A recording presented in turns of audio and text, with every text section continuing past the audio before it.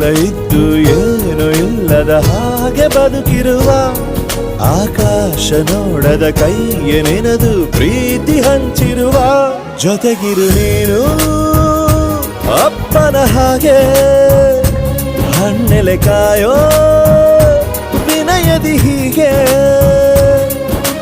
ನಿನ್ನನು ಪಡೆದ ನಾವು ಪುನೀತ ಬಾಳು ನಗು ನಗುತ್ತಾ ಬೊಂಬೆ ಹೇಳುತ್ತೈತೆ ಮತ್ತೆ ಹೇಳುತ್ತೈತೆ ನೀನೇ ರಾಜಕುಮಾರ.